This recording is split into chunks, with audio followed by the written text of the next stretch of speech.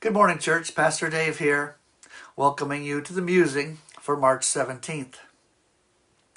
It has been said that though God may do a new thing, he never undoes what he has already done. God doesn't make mistakes that he has to go back and correct. That just doesn't happen. But he does seem to lead us along by adding new levels of understanding, using what has been as the foundation for now what will be. And when he does that, an interesting thing happens.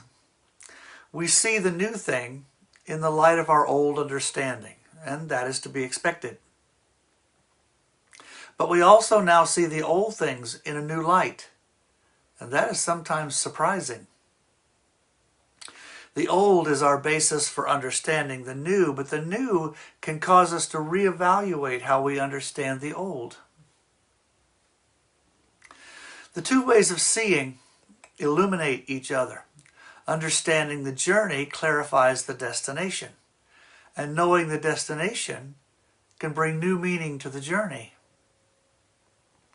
There's a famous mystery novel, I believe by Agatha Christie, called The Murder of Roger Ackroyd.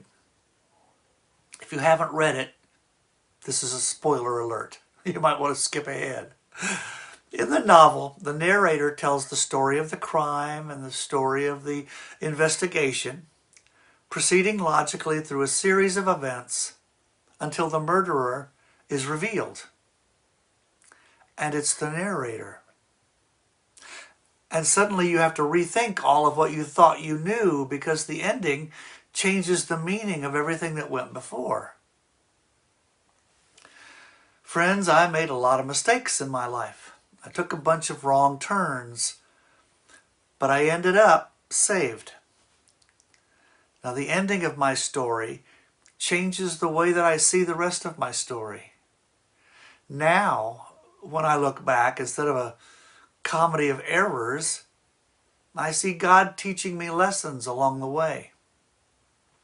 And I have to conclude that any road that gets someone to Jesus is a good road, no matter how rocky it might have seemed at the time you were walking it. So stop beating yourself up for your past screw-ups. God didn't cause you to make your mistakes, but he used those mistakes for your education and your growth and development, and eventually for your benefit.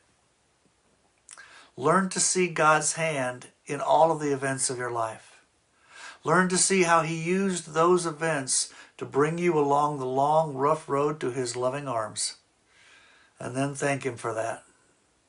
God bless you all.